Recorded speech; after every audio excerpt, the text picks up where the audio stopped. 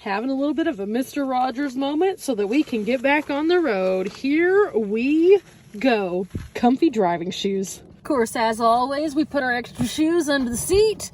That way it keeps it out of the way. And nice thing about these is they can be double stacked.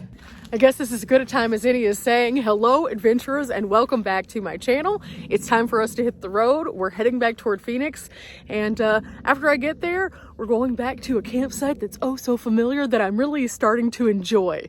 It's just outside of town, it's quiet, it's nice, you have a nice outside sky, and there are hot air balloons.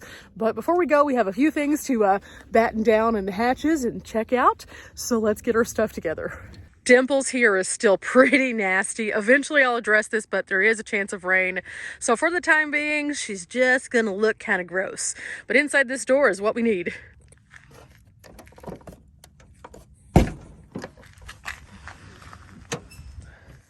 Whew. See that little bag of trash? We're gonna move it up front. I have a few things I need to put in here, and then I like to store this in a place that is available for me to add to it later on. I had a passenger earlier, so it wasn't a good spot for it, but let's put some trash in here and set this up for driving mode. Okay, just a few things. All of this is trash. This is also trash. We've been trying to drink some protein in the morning because sometimes I forget to eat, and this really helps. This is also trash. And I think that's it. Oh wait, we have a little bit more trash. I scanned a receipt for fetch. Definitely also goes in the trash. And now we walk it around to the other side of the van. You know, one of the things that I have learned in the 6 years of travel is that Walmart bags are great trash bags for van life. They're small, they're easy to move around, they usually give you way too many of them, and so this is how we're keeping up with our trash as we're traveling. No big deal.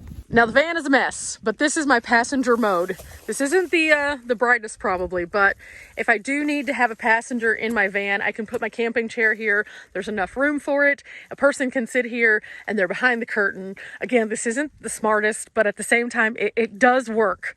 One of the things I learned is whenever I removed my seat, that became problematic for having a passenger. And in the case where somebody needs to ride with me because something has happened or that they have problems with their van or something like that, this is a good solution. So it keeps them safe in a seat, tucked away, and then also where they're not in a place of harm's way. So they could technically have a version of a seatbelt, kind of. I'm not going to explain all of that to you guys, though. It's really complicated, but let's move the camping chair. Okay, here we go. We're just going to kind of fold it up. Actually, we'll probably just set it outside for a minute. There we go. Now we take the trash and we hang it on this hook. Now this isn't an actual hook. This is a GoPro mount, which I have on one of these super magnets. So it has dual purpose. I think dual purpose items are super important. So here we have a hook where I can actually hang my trash, but I can also take this down if I need to, and then I can move this as an outside filming hook or an interior. I also like to put my Norwex towels here whenever I need to dry them off, so this is a good place for them to air dry. So with that said, we are now set. We'll deal with this when we get to camp. It's just a whole lot. My laptop bag got wet, so I had to throw all my laptop and everything there. I always ride with my camera on the bed. I have a sweater. I went to the store. It's just a lot. We have some cleaning to do, but not right now. One thing we are going to do, though, is move this guy back into place. This is the Pecron, and we're putting it right here so that I can use it. And I like to keep it here because it's a good place, but also because I have this floor mat, so it holds the floor mat kind of in place. So I'm going to set everything up. I'm going to unplug this cord because I don't need anything, and this is done. Now, a lot of you have been seeing my struggles with the Rock Pals. I finally just decommissioned it. It kept cycling on and off. I've reached out to the company. I haven't heard anything back. So I decided instead of putting myself in a weird spot, I'm trying out a different power station to see how it works. I'm not putting it completely in function mode yet, though. So let me show you what it looks like. And we'll talk about it a little bit more pretty soon whenever I do a full review. I've been keeping it kind of under wraps in the front seat, using it here and there. But now it's time for it to do the big, heavy lifting. The fridge. You see, there's the fridge there, is the Van Powers. This is the Super Power Pro, and you can see all of the displays are on the front, but a lot of the plugs are actually on the side. That would be my one piece of feedback to you guys, is the plugs being on the side. A little interesting for me. It makes it a little harder, but we're going to figure this out, and we'll start using this probably tomorrow. Now, while I was at camp, I decided to make this executive decision because I was struggling. My fridge kept dying because of the rock pals, and I couldn't safely say how much charge it had because I've talked about it before. I did a review. The display screen is not registering the correct amount. Now, some of you have reached out and said that didn't happen to be the case with yours, and I'm very happy it's not because it's very problematic. However, I can't throw charge on it for some reason, and then also I'm not being able to have that accurate display. Now, someone also mentioned to me that it's supposed to regulate, and that's why it hops up and down. I've used a lot of power stations, and while that's a good theory, that's not it. It has issues. There's something physically wrong with this power station. So instead of depending on it for however long I'm still on the road, I decided to call it quits with that one. Yeah, we're not doing that anymore. Now back to the chair. I'm going to fold it up and put it in its spot, which is, again, on the back. As you can see, a few things have shifted. These are magnets, so that's kind of normal. So we're going to pop it back up into its right place. And then, of course, the Murphy bag is on one of these big boys. So we're just going to scoot it up until it gets to right about here. That's looking better already. That's where they're supposed to be. Now the chair goes in right back, kind of tucked in, and it's a perfect place. Now, normally I'd put the sleeve on it, but right now I don't really need it. We're about to hit the road. It's okay. Let's just slide it into place. There it is. So much better. And that'll sit there and not be a problem. A couple other wonky things. This guy moved. So this is again a magnet. So we just push it back into place and keep it together. That keeps us from having ghost paper towels. If you've never had a ghost paper towel, let me explain. If these things move too far apart, it tends to unravel itself. That is why I have a bungee cord on here, so that it can't unravel. And sometimes, though, if it dances its way out, it still tries to. So we put it back together. We make sure it's nice and tight. We make sure the bungee cord's on there, and we're good. With that said, the door is still being problematic after the accident. We haven't gotten it fixed yet. We're still waiting on the insurance to contact us. It's been about 2 weeks now. Good times, guys. Good times. And we're going to just go ahead and give this a good slam. This is going to require the other hand, though. Okay, are you ready? Good slam. Here we go. 1, 2, 3.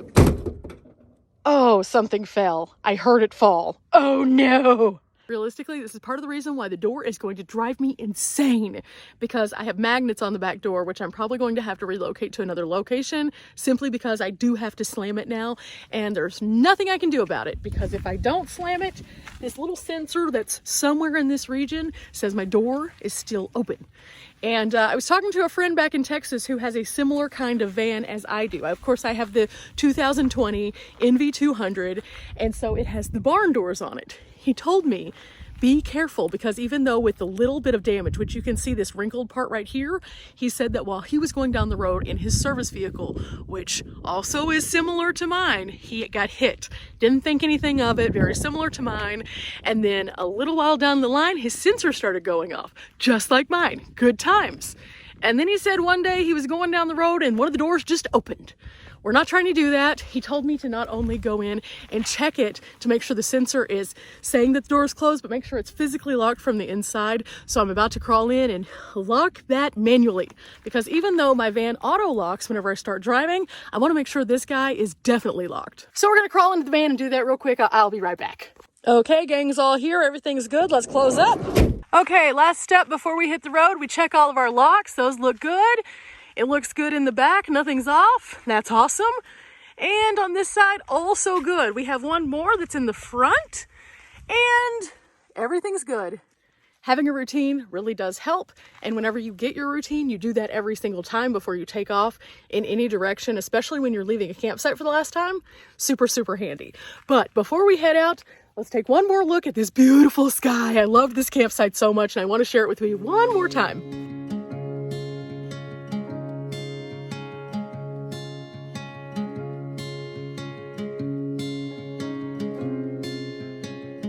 Mr. Van Man, are you ready to go?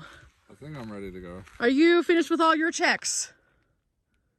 Yeah, I decluttered all the stuff on my table, so it's not, I don't have any loose things that should be rolling around now. No flying projectiles? Hopefully not, no. Okay, cool story. Let's go. Okay, since he's ready, let's go ahead and get in the van. Let me show you something that I added to the van this week though, because I like to add stuff to the van as we go. It's not anything crazy, don't worry. But we did go to some cool attractions. Let me show you. Okay, this right here, we got at Pima. I picked this up whenever we went to Saguaro. And then also, we got this one, which I absolutely love. It's so cute. And then because I need to get some more Velcro, I have a couple more up here. So I'm just leaving them in the visor until we get some Velcro. Now, I put all of these on with Velcro. In fact, let me just pull one down real quick. It's my Mountain House patch from last year. You see, I just take some strip Velcro, put it on there, and then it goes onto the headliner. And then after it does, you just kind of push it into place. And then it doesn't pull away any of the fabric or anything like that. It's a good way to collect things without having a lot of stuff, if that makes sense, because stuff gets bulky, especially in a small space. So with that said, it's time to hit the road. Let's go! Oh, before we go, I do want to close this curtain though. I like to keep it closed whenever I'm traveling, but whenever I have a guest, I like to open it so they can actually see out, because it's really scary back there in the darkness whenever you're just riding, not being able to see what traffic's around you. So I go ahead and close it, and then whenever I get back into the back later on, I'll clamp it, of course, so that way nobody can see in and there's no light leaks.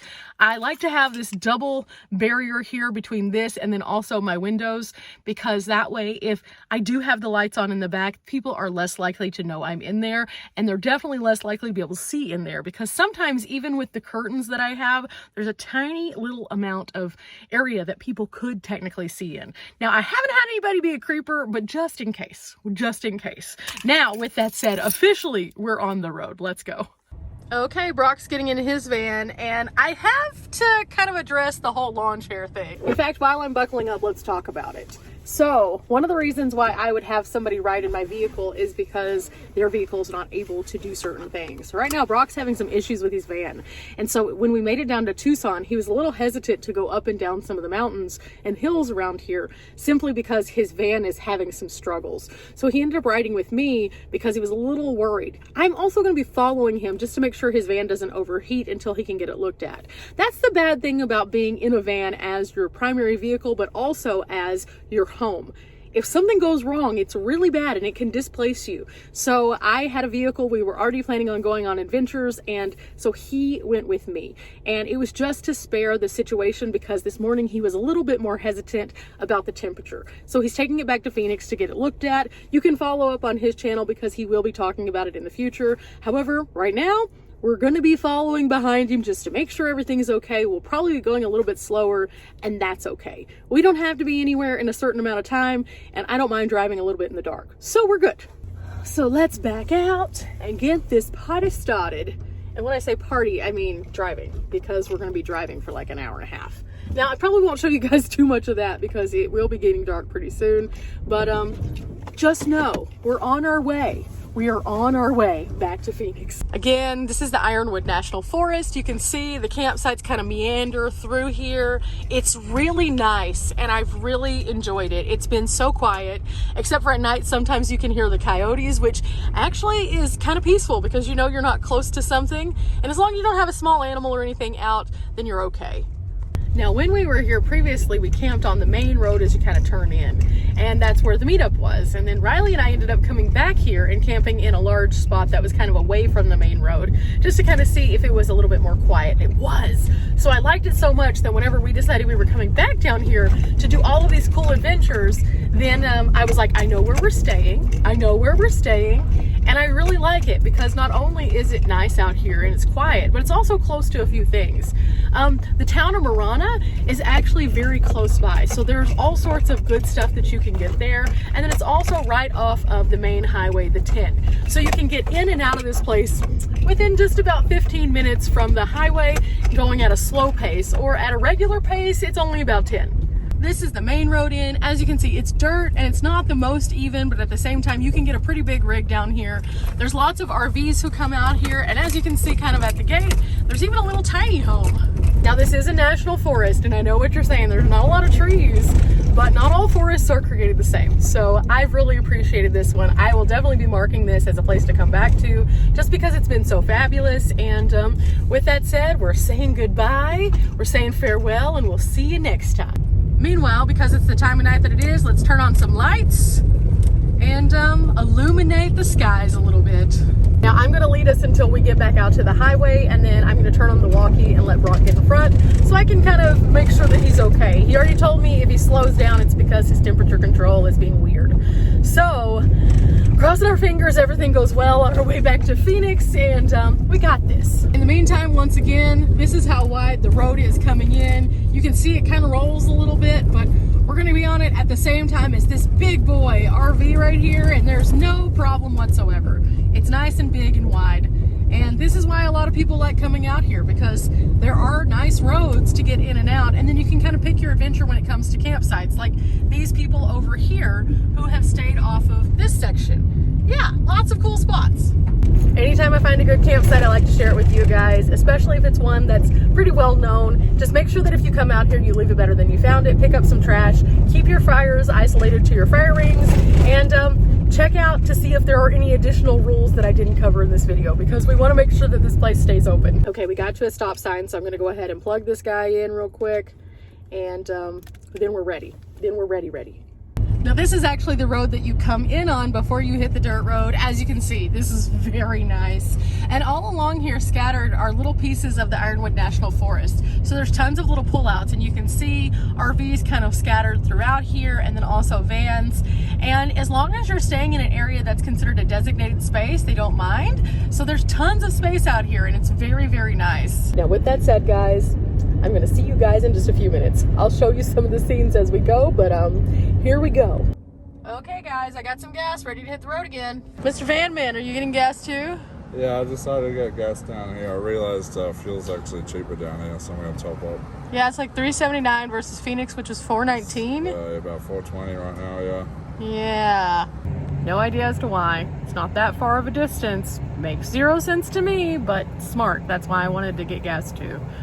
But since I now got it, it's time for us to buckle back up, put our walkie back on, and get ready, because it is now officially dark. But it is kind of nice because we now don't have to stop anywhere until we get to Phoenix, and then we're probably going to realistically stop and grab some food, because it's going to be super late by the time that we get into camp. And when I say super late, I don't mean super late like super late, just late enough not to cook outside. So with that said, Brock just said he's ready. You can see he's pulling out. Let's go. Let's turn our lights on, and we are prepared. Yep, time to go.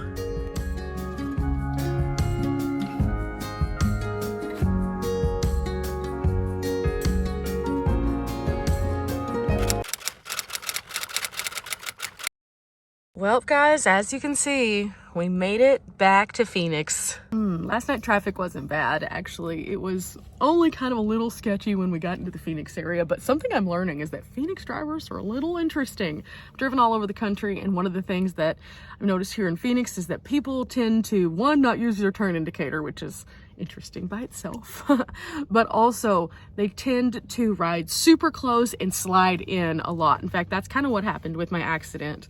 And so I'm very vigilant and mindful of it now. Last night when we were coming back, it was kind of a similar situation. Somebody just tried to like zoop in front of Brock, and then they tried to zoop in front of me, and that was a little stressful, but otherwise we made it here, and now I am back to reality of let's do some normal things. We had a great adventure time, and it was a good departure to Tucson because it was so quiet. This campground is very nice, and already this morning we had some balloons going up, and it was really cool. However, it is very different than the Tucson camp. I think that that's the lesson that we can all learn from this video. Every place that you go is going to present a different set of challenges, a different set of beauty, and a different idea of van life. For example, Tucson, where we were at the Ironwood, even though we had people camping around us, it was very quiet, very peaceful, and you could barely see them off in the distance because we had pulled down into that little segregated area, kind of isolated away. But here, everybody's kind of together, and it just kind of is what it is. Even though it's nice, and even though it's super quiet at night, it's still not quite as pretty, but I still love it because of those balloons and the opportunity that it brings us. I think that's the best thing about van life. If you don't like something, you can pick up, drive down the road, and find something different. But as for now, let's get out a baby wipe and refresh our face just a little bit. And that way we can start our day. Oh, it's been a fun time in Arizona, and I still have a lot of things I'm trying to iron out because of the accident. And today I'm going to tackle a few of those. And of course, I'm continuing to document that so that you guys can see what it's really like. It's been about 2 weeks and I still haven't heard back from the insurance, so it's time for me to give them another ring. I did contact my insurance and basically they told me that if they slow roll and drag their feet, they can pursue it for me. However, at the same time, I don't want to do that if possible because that's a pain for the people that I actually know. Now, I have an insurance company where my local insurance agent is actually somebody that I went to school with. I know her pretty well. And so I don't want to cause her unnecessary work whenever the other company should be taking care of business. I think it's just that the staffing is low right now, and it's kind of hard for nomads sometimes because getting an adjuster to understand kind of what you're doing, not the easiest. So I do encourage you guys to, if you are going to be on the road, kind of talk to your insurance before you take onto the road to see what they would suggest in situations like these while you're away from your normal location. I think that that's the best thing that I can tell you guys today. And with that said, I think I'm going to finish up getting my life together, put on some different clothes, make that call, do a little bit of filming, download a whole lot of stuff for you guys, and I'll see you next time. Remember guys, we're not here for a long time, but we are here for a good time. And sometimes it's just finding a nice camp, taking a little time, doing a few adventures, and not taking life so seriously. Till next time guys, bye!